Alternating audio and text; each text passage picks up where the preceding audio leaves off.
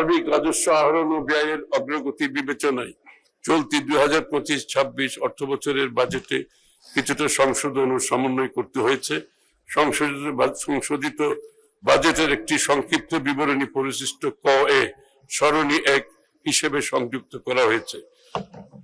প্রস্তাবিত সংশোধিত রাজস্ব আয় 2025-26 অর্থ বছরের সংশোধিত বাজেটে রাজস্ব আহরণের লক্ষ্যমাত্রা মূল বাজেট হতে 24,000 কোটি টাকা বৃদ্ধি করে 5,88,000 কোটি টাকায় রাখার প্রস্তাব করছি।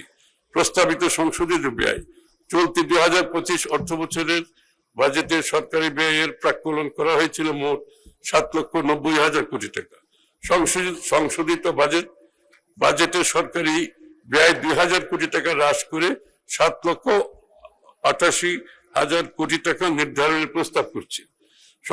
সংশোধিত বাজেট ঘাটতি অর্থায়ন চলিত অর্থ বছরের বাজেট ঘাটতি প্রাক্কলন করা হয়েছিল 2,26,000 কোটি টাকা। রাজস্ব আয় ও ব্যয়ের সার্বিক অবস্থা বিবেচনায় সংশোধিত বাজেটে ঘাটতি প্রস্তাব করছি 2 লক্ষ কোটি টাকা, যা জিডিপির 3.3%।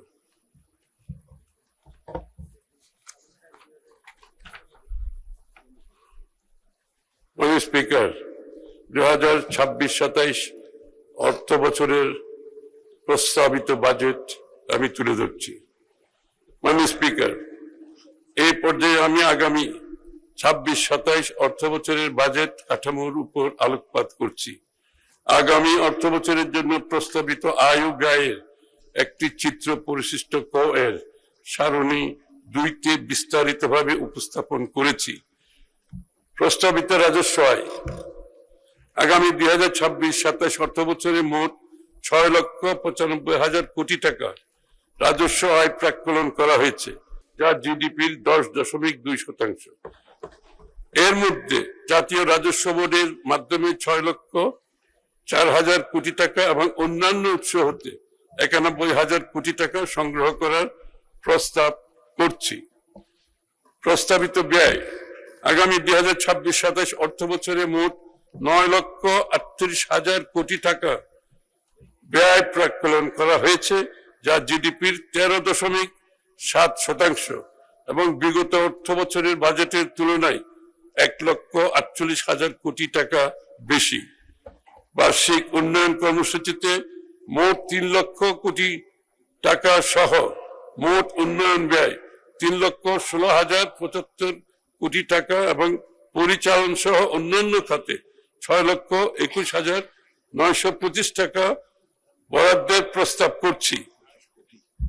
925 কোটি টাকা বরাদ্দের প্রস্তাব করছি।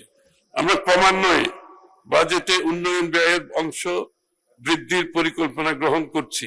সে লক্ষ্যে 2026-27 অর্থ বছরে মোট উন্নয়ন ব্যয় চলতি অর্থ বছরের বরাদ্দ সংশোধিত 27.27% থেকে বেড়ে 33.70% উন্নীত করার এবং পরিচালন ব্যয় অর্থ বছরের 72.73% থেকে কমিয়ে আগামী অর্থ বছরে 66.30% নামিয়ে আনার প্রস্তাব করছি। এখানে আপনি লক্ষ্য করবেন, এখানে আমরা পরিচালন ব্যয় কমিয়ে আনছি এবং উন্নয়ন ব্যয় বাড়াচ্ছি। এই ধারাটা আমরা অব্যাহত রাখতে চাই। প্রস্তাবিত বাজেটে সামাজিক অবকাঠামো খাতে মোট 2,79,001 কোটি টাকা বরাদ্দের প্রস্তাব করা হয়েছে, যা মোট বরাদ্দের 29.74%। ভৌত অবকাঠামো খাতে বরাদ্দ দেওয়া হয়েছে 1,74,988 কোটি টাকা, যা মোট বরাদ্দের 18.66%। সাধারণ সেবা খাতে প্রস্তাব হয়েছে 2,45,117 কোটি টাকা, যা মোট বরাদ্দের 26.13%। সামাজিক খাতের বর্ধিত সর্বোচ্চ ব্যয় প্রস্তাব সরকারের নির্বাচনী প্রতিশ্রুতি অনুযায়ী শিক্ষা, স্বাস্থ্য ও সামাজিক নিরাপত্তা কর্মসূচিতে অগ্রাধিকার দেওয়া হয়েছে। মাননীয় স্পিকার,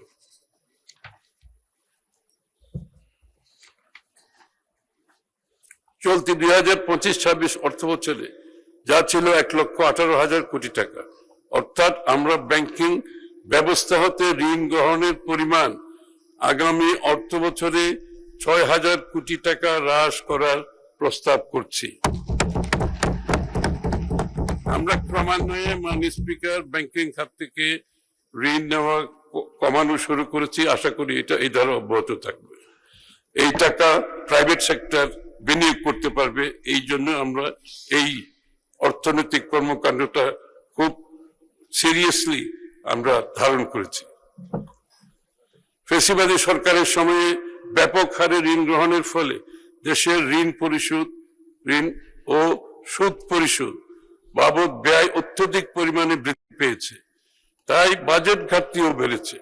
2005-06 অর্থ বছরে বাজেট ঘাটতি ছিল জিডিপির 2.9%।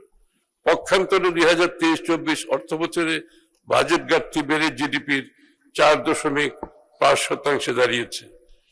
এই অবস্থা হতে উত্তরণে আমরা ঋণ ব্যবস্থাপনা সংস্কার, উচ্চ রিটার্ন সমৃদ্ধ খাতে সরকারি বিনিয়োগ, প্রকল্প বাস্তবায়ন কাঠামো আধুনিকায়ন এবং এর মাধ্যমে বিনিয়োগের গুণগত মান নিশ্চিত হবে, অর্থ প্রবাহ বৃদ্ধি পাবে এবং এই মাল্টিপ্লায়ার প্রভাবে অর্থনৈতিক কর্মকাণ্ড অধিকতর গতিশীল হবে।